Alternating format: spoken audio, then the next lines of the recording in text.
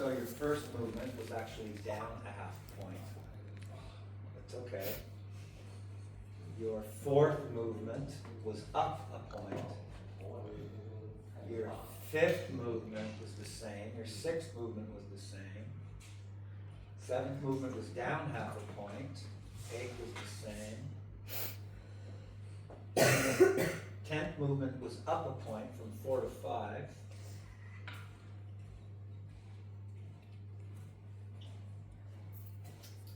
Your 13th movement went from a 4 to 6.5. Your 15th movement went from a 5, or from a, yeah, you went down one on that one. So you went up in a few and down in a few. Where's Nikki? Yeah, if I look at it in the perspective afterwards, I think like I was focusing a lot on relaxation in the right bend, but I was not really riding her from back to front. And I think that's what Vivian also said. It's just a little bit more in the front, and I think now it's a combination of riding her up without Stretching her. Yeah. Yeah. And Elaine, do we even need to go over it? No. Monica, what I'm saying, did you also see that in general, or do you have any other tips for me? If you No, compare Friday to I today? did see it in general. Well, I didn't compare the test for me. I'm completely blank when I start again. I don't remember your test on Friday, and I don't want to remember your test on Friday, because I think as a judge it's important to judge what you see at that moment, and it doesn't matter how it went yesterday, 3 weeks ago, in the future. That's all different situations with new, fresh points. In my feeling, it was better, but I'm not sure. I didn't see the marks. And what you saw today, because I think the scores are kind of similar, but what you saw today, what do you think in general is my biggest thing I need to work on for the next time? It was you with The black. yeah, Yeah. with turn on the haunches. I pointed at you, so it was you. Oh. That was you, wasn't it? It was. Or was it? It was Ming. Oh, No, it was her. sorry. Yeah, it was a big chestnut. Yeah. That was this Sorry. one. Okay. You have to improve your shoulder ins still, and you have to take care about the rhythm in trot, Mm-hmm. because if you have no good connection, then sometimes he loses his rhythm. Tact. Yeah. Mm-hmm. So that's a general remark. To take care of that. And is that by riding more forward and putting her more? Now, more forward is no, you have to ride the right connection into the hand from an active hind leg, but it doesn't have to do anything with speed. No, but Because activity. speed makes it worse sometimes. Yeah. Yeah. So. We don't have a lot of the papers from Friday. Erica. Do you remember, Erica, what your lowest score was on Friday?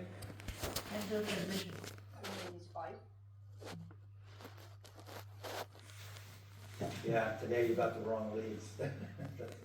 Only once. Only once, yeah. Yeah, I don't have your scores from Friday to compare them. No, but I can say something about it, if it's Please. okay.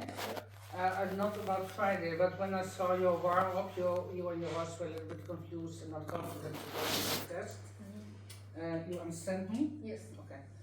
And so I was quite worried that it would be a little disaster, your test, and it wasn't. So my compliments for that. You did a real good job. Thank you.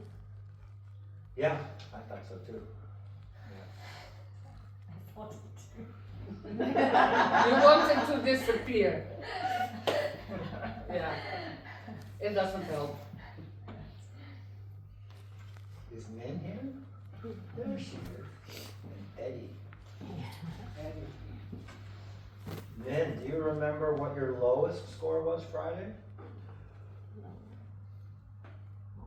Yeah. 你记得你最低 What was 的 it? 分数 What was the lowest score Friday? 哎，Friday 我好像有最点，低是几分？不记得。对，我最低那时候不知道分数，no， Not sure, but not good. yeah， Was not 5, but yeah，而且一直弹 How did you feel about today's ride?，yeah， I can feel my horse，I can feel his relaxed and me too， and I can use my feet， help turn the way, so easy. I feel easy. Good. Not I remember my the first day, I always use my hand. Mhm. Always, yeah. Yeah. Yeah, very different. Similar to what Monica just said with Erica, when you came in on Eddie, it was to be a disaster because he was really stressed. And it was good that you stayed relaxed and you got him relaxed and you ended up doing your test. It was, when a horse starts out that stressed, then it's up to you to either make it worse or better. And you made it better. Yeah, So thank that was you. good. And you wouldn't have been able to make it better with your hands. Yeah. So that was good. I thought you did well. Yeah, especially in the first part of the test was really much better. And then in the second part, you lost it a little bit. There was some mistakes creeping in, and some tension maybe also out of breath. It's condition-wise, it's a big horse to ride with this warm weather in the test after training like this.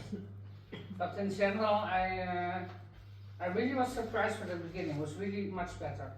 Thank you so much. I don't know whose this is. What does it say? It's the second page of someone, perhaps.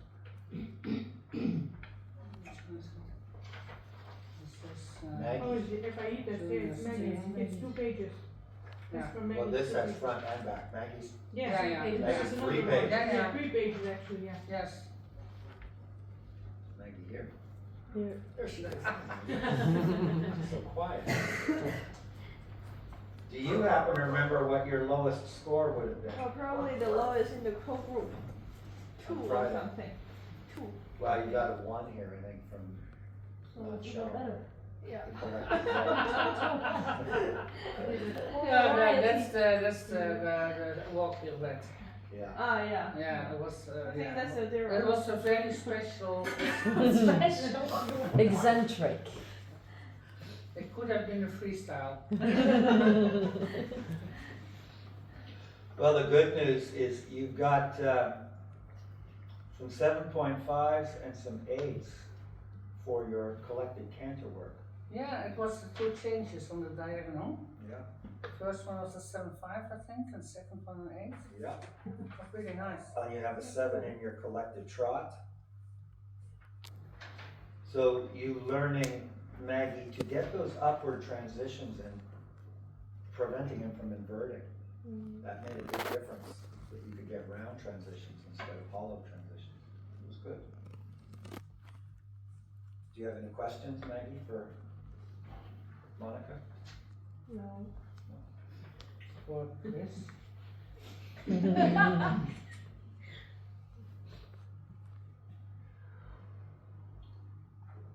It's fun to, Actually, want to know the half pass part because last time I got a 2 in the half pass. And Monica said in the video I did not see a half pass, neither do I, so.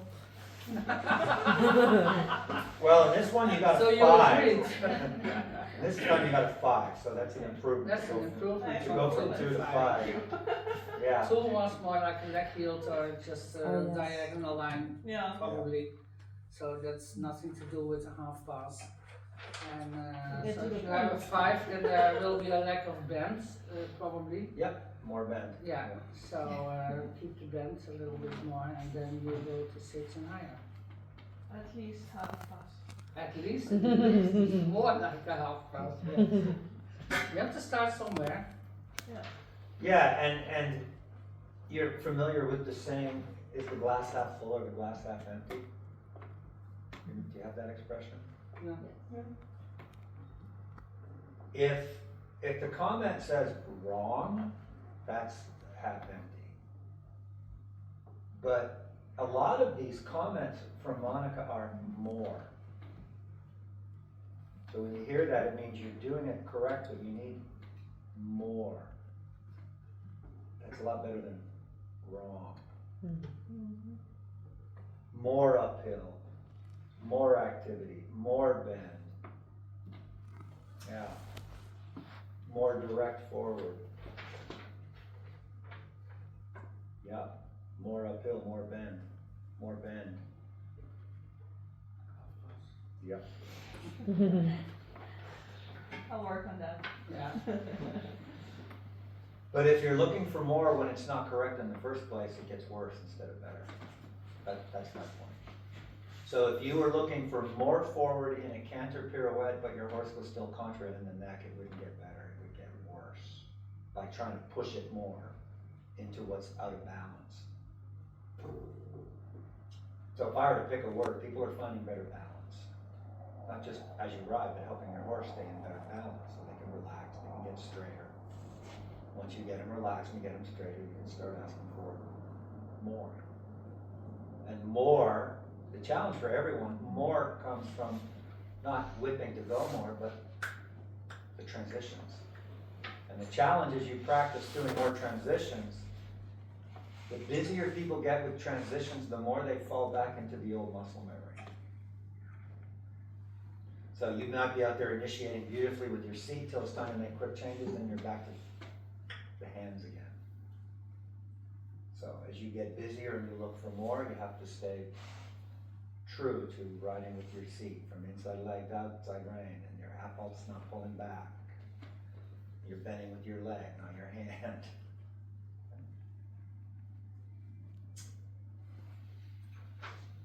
Ian. Yeah. Is there anyone else up there?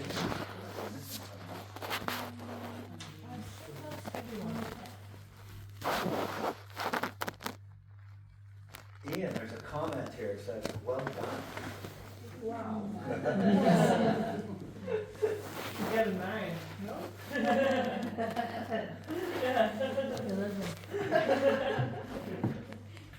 Do you remember, do you have any idea what your lowest score was on Friday? Probably a 6. He had a good test on Friday Yeah. Yeah. His lowest score today was 4. because he was enjoying the collective cancer. You don't want to trot. Well, you've got lots of 7s. Yeah, well done. It's a decent score, Ian. If you wouldn't have liked the collective cancer that much, then I think you probably would be 2 or 3% higher. So that was a pity for the marks. So, yeah, well, you've all taken on the most difficult sport there is. There is no more difficult sport than this.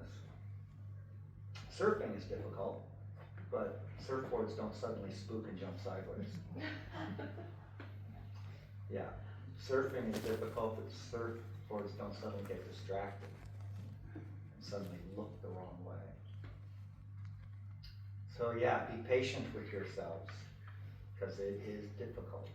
This is the most difficult, challenging sport there is to ride well.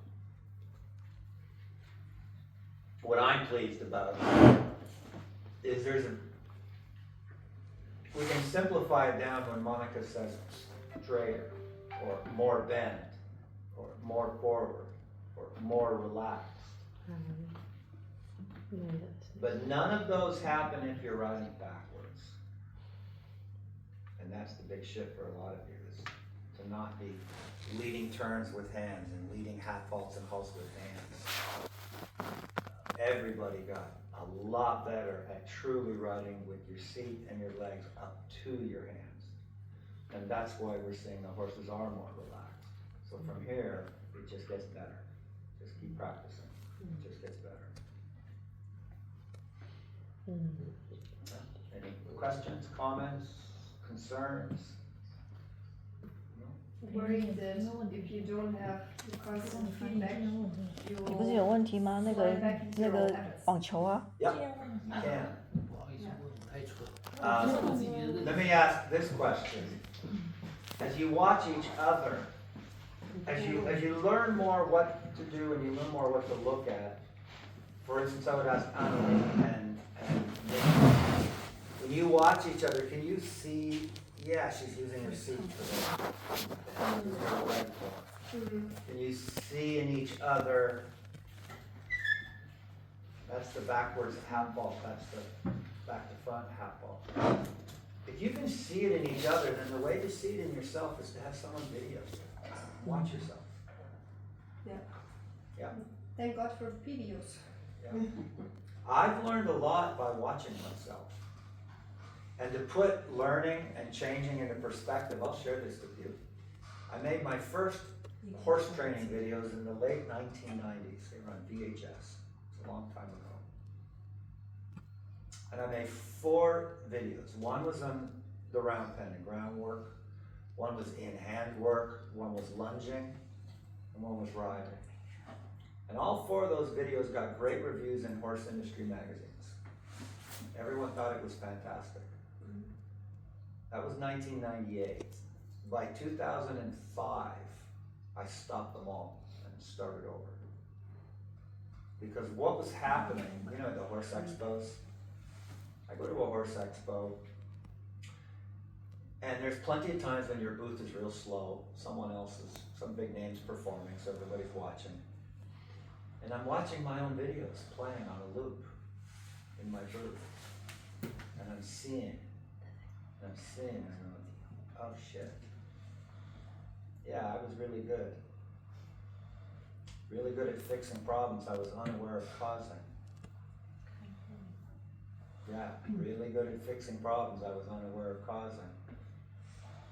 So this is how relative this gets. In 1998, experts said, wow, Chris is great. By 2005, Chris said, everything that I've produced so far wasn't nearly good enough. Stop it all, discontinue those, start over. That was around 2005. By 2015, it happened again. And now it's happening again. Yeah.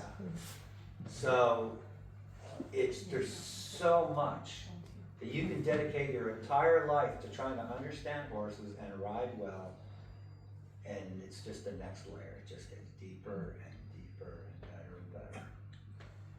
So keep going. Keep going. Breathe deep into your belly, right from your seat. I have a general question. We have some breeders here also. So for the breeding advice, do you have some for the European market? Like people have been looking for a lot of expression from horses, and that kind of expression, can that cause a lot of tension also? Or as you had more experience in the earlier days with not European warm bloods, but later on, can you give us some information, like for the advice for breeders, like what is the right the traits that we are looking for Sure. good test in terms of First advice for breeders is, what are you breeding for? Like if you're breeding, yeah, and what level of dressage? That would be my Okay. first advice for breeding. Are you I trying want to to? read for Grand Prix.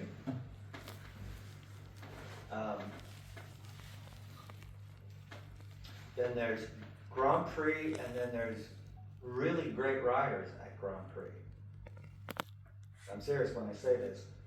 What's happened, and it's happened a lot in the Netherlands, is the horses have been bred for so much movement and expression that they're too intense for 99% of the riders out there. So you can breed a horse with a great pedigree that is bred for all this movement and nobody can ride it. So good luck selling it. In fact, it backfires on you because Yeah, it's a well-bred horse, but it's crazy. So, I'm an absolute believer that the frame of body of the horse is the frame of mind of the horse. And it's almost a given that the more we breed for flamboyant movement, the more delicate the mind is gonna get. So the better bred they are for movement, the better riders they need, is my point. If you're breeding for Grand Prix and you have really expressive horses, 90% of the riders out there won't be able to ride it. Just saying. We're trying to not go for the flamboyant movement, but for the really strong height, so a really powerful movement, without being really flashy. Yeah. In combination with kind of a sound head, but yeah, they're all a little. Yeah. The other thing about the breeding is, so many people believe that you have to wait till they're a certain age to start them, but define starting them. Doesn't mean you have to ride them. But young horses are learning whether or not you're training them or not. So what are they learning? Things like the demonstration in the stall the first morning. The demonstrations in that to become so aware and able to communicate with your body with those young horses that they're not getting so stressed. You know, wait till they're 4 years old to start them, and a lot of them are already really difficult. And I'm not, when I say start them younger, I mean in how you're handling them. I'm not saying put a saddle on and try to ride a 2-year-old, that's not what I'm saying. But there's no reason why a yearling can't have a good mind and good behavior on the ground. To go back to Vivian's question about advice for breeders, really it starts with from a business model of what do you want, who are your clients? So again, yeah, if you say Grand Prix dressage, great. The average Grand Prix dressage rider looking for an affordable horse, or great Grand Prix dressage riders who can afford a €500,000 horse, like where?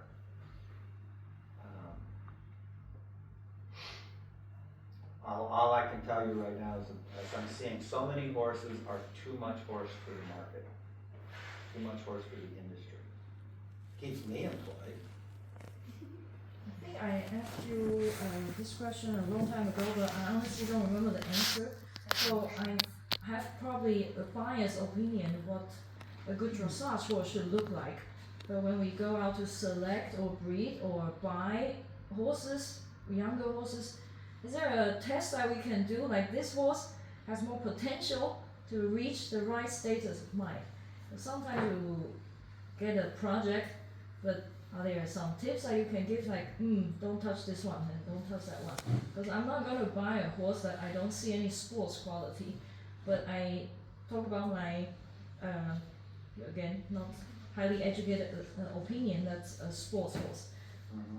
But in your experience, can we do something that you interact with it and to see if it can respond? Or like you demonstrated, you said there hasn't been one horse you can calm down in 20 minutes. Yeah. So for our normal people, that I don't want to spend 20 years to calm a horse down because you'll be dead. Exactly. So some advice. Exactly. I'll give you one example. I'll tell you a quick little story. You know those competitions who can put the first ride on a horse fastest that they do in America, like the Mustang Challenge? They do it in Europe as well. Yeah. It was kind of like that, but not quite like that. The objective was not to ride them. We only had one session one day with wild Mustangs in the US at an expo. And the goal was just to see how far you could get in one session. And wild Mustangs, these have never been handled. They herd them like cattle into trailers with chute systems. And it's a challenge that goes up to all the trainers at this big horse expo in America, in Kentucky. And so I'm in this contest, and they've got 15 wild stallions in one big catch pen. And they've got 15 mares in another catch pen. And the contest is who can get the most accomplished in 1 2-hour session. And we get to pick our horse. We've got 30 to choose from. So logic says your ability to pick the right horse goes a long way in this contest. And there's 3 of us doing this.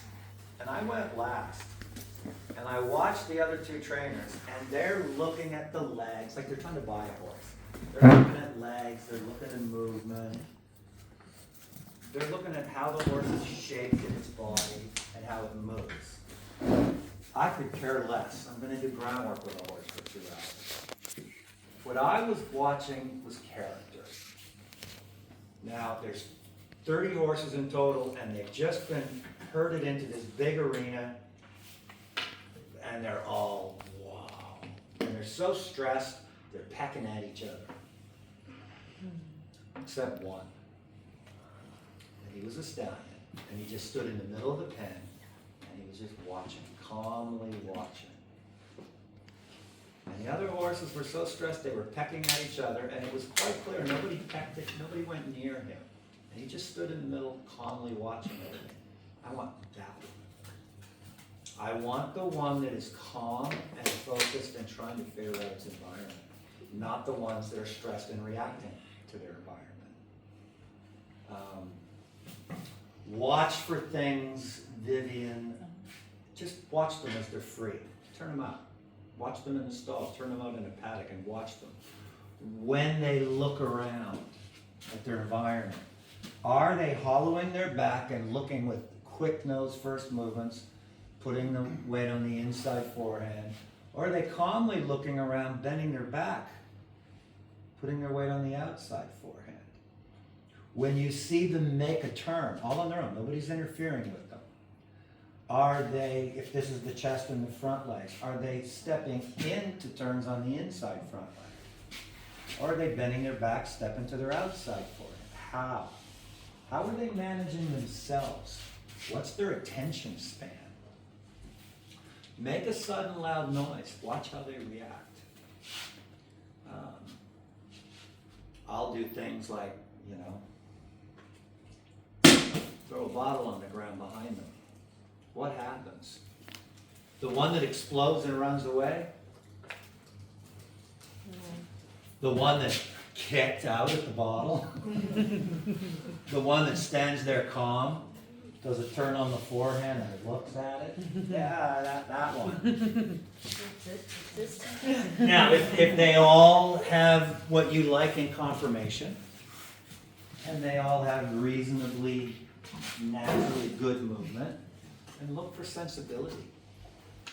Look for calm, an ability to focus for more than just 2 or 3 seconds. Deliberately trigger them, see how they react. Lead them by other horses. Lead them down the barn aisle, see what happens. Are they really kind of shy about being around other horses? Are they bold about being around other horses? I look for calm, focused, not too reactive, trying to figure things out. Work the bend button at the girth.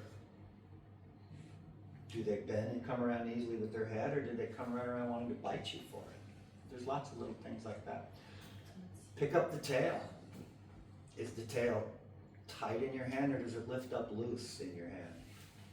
Those are all good little tests. If you see how I put my hand over the nose and just block it. A big one that I've demonstrated here, and this is a huge test to do with any horse, even just on the halter. Walk up to it, hold it on the halter with your elbows open, be and draw, and ask it to just have its head still. And does it argue with your contact?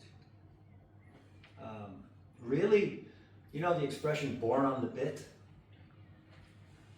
A really well-bred horse with a good character, and it can be a yearling, it can be 10 months old, and you put your hands on it, and you just try to hold the head still.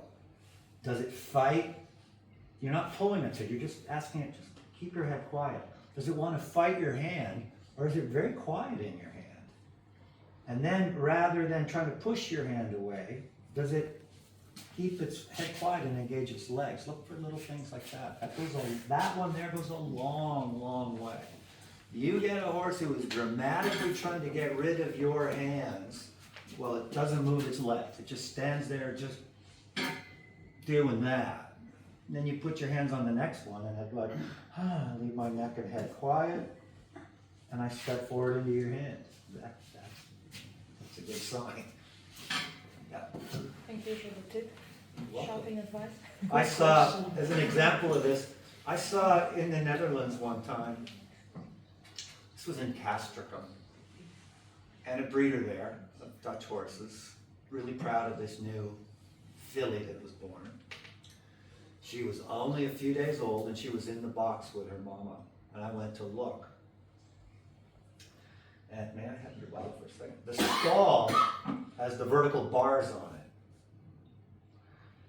And as I walked up to the stall, this baby came to meet me, say hello. Left her mom, that's an interesting sign, she's curious. She came up, and to say hello, she pushed her nose right through the bars. Her nostrils are on the, like that's two sides of the snaffle bit. Two block, she plugged right into it and was quite content to just hang out there with her nose plugged in between those bars. And I thought, well, she's already in hand. She plugged right in between those boundaries. And that was a beautiful sign. Like, wow. Yeah.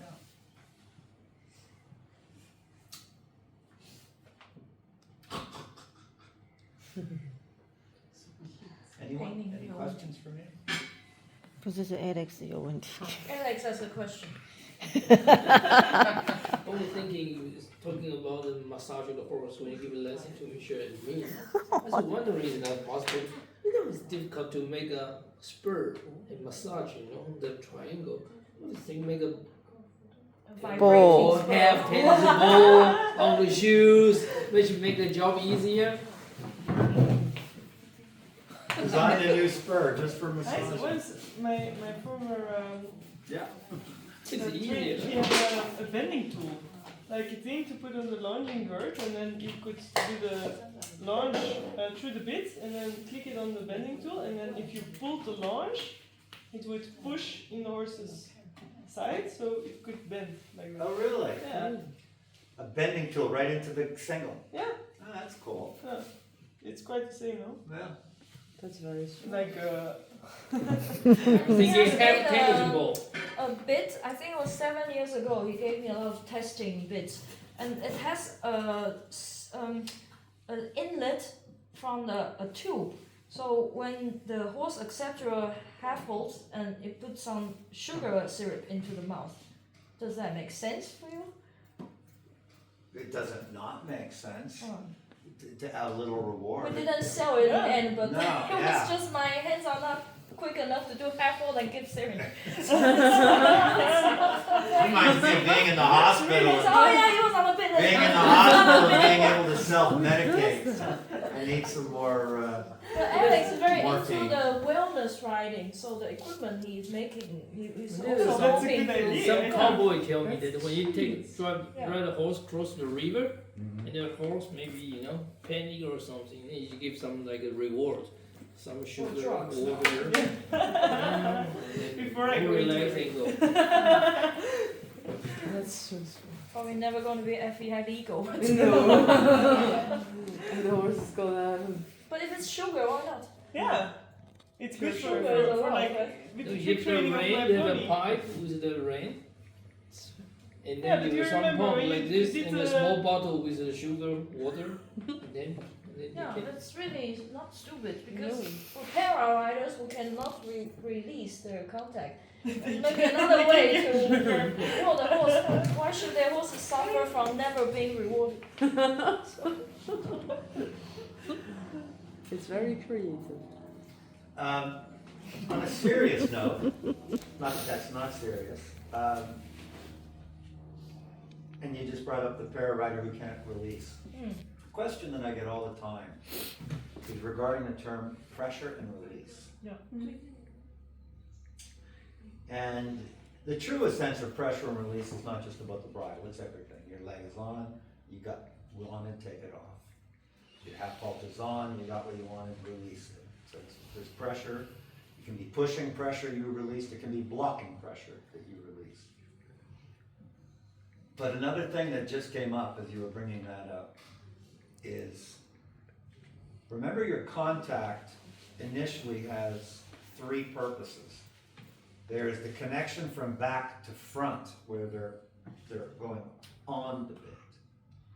But then there's the connection in your hands and your elbows for the straightness between the reins. So there's three contacts. There's the back to front, there's the left to right, there's the right to left. Remember that when you're giving horses the long rein release from back to front, that you have to be aware that they don't, with that long release, find gaps left and right that allow them to get distracted and turn their neck or head contra or against the bend that you're in. So what I mean is I'm riding a right bend on the long rein. But on the long rein, in right bend, my horse got distracted and turned its head left. That kink in the spine, the next thing you know is more. So wrap your mind around, back to front, long release, yes. But one of the most important things to remember is that if I am bent in my back around the right leg and my head is flexed into the right, that before my head can go to the left, my whole body has to come straight from back to front, and then the new bend has to happen in the left girth, left single at the back, and then the nose is last. Don't let these horses be bending one way and look the other way, because that sabotages everything. You know that inside rein release that you give a lot riding? Pet, oh good boy, pet the neck. It's a beautiful thing, as long as when you do release, with that release, the nose doesn't just flip out the other way. So be aware of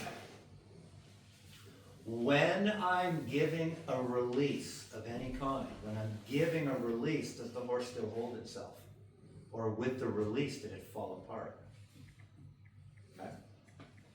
Examples of that would be you have a bend. I've been getting some of you to use your seat and your inside leg to get a good bend, lots of bend just as a stretch, and then release that bend and ask them to come straighter. But on the way to straight, if they start hollowing their back, don't keep going straight. Rebend again. When you're giving releases, a release is a beautiful thing as long as with the release the horse doesn't throw the balance away by doing something we didn't want it to do with the release. Does that make sense?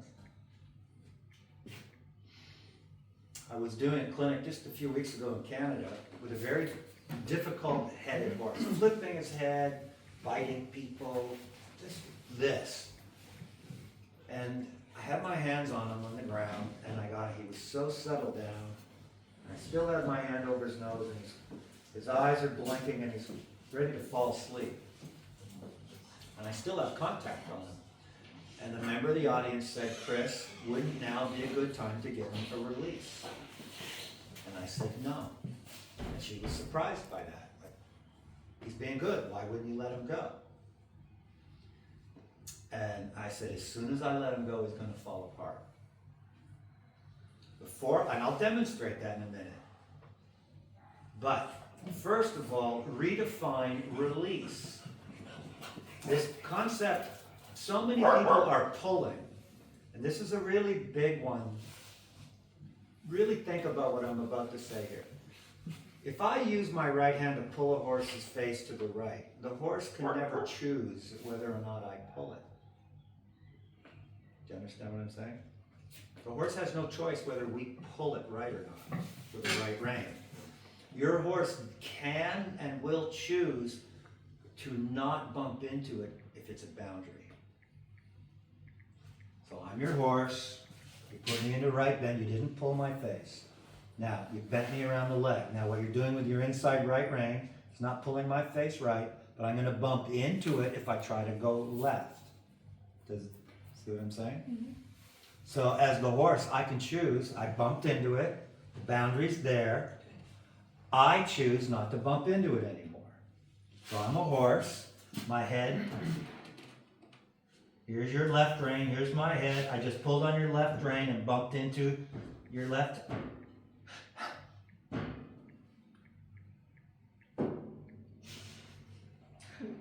I'm not gonna do that anymore. But I can't prevent you from pulling me. Okay. So when we have pulling hands, the horse can never choose not to be pulled. When we have holding hands, the horse can choose not to pull and hold.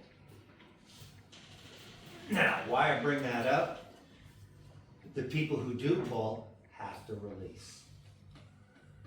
If you're a holder, not a puller, you don't have to release. It's great if you can release and the horse has self-carriage. But if during the release, the horse leaves the sweet spot of balance, it doesn't have any self-carriage yet, then your release is not freedom, your release is neglecting the aids the horse needs. So the difference between freedom and neglect is self-carriage. If that makes sense. So I like to redefine the release. Here was a release. We've released a tense hollow back into a relaxed back. We've released adrenaline into endorphins. We've released stress into calm. We've released distraction into focus. Those types of releases. So that when I had my hand on that horse's nose, this is the clinic just 2 weeks ago, and again, he was so aggressive about contact. And he got so good, he was so happy. And I explained, well, everything I just said to the audience and to this woman in particular. I said, okay, now I'm gonna let him go. And I took my hand off, and as soon as my hand went off, he went.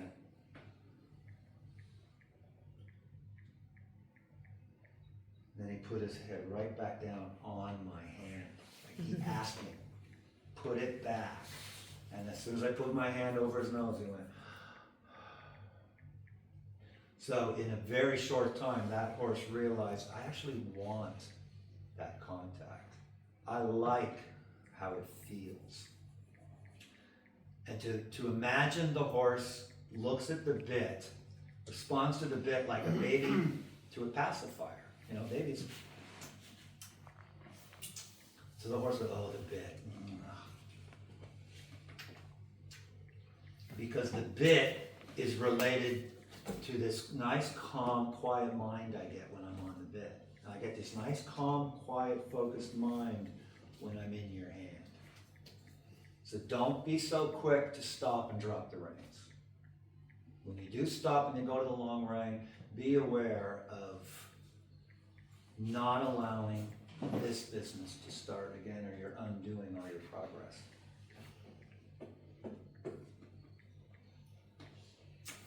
Thank you.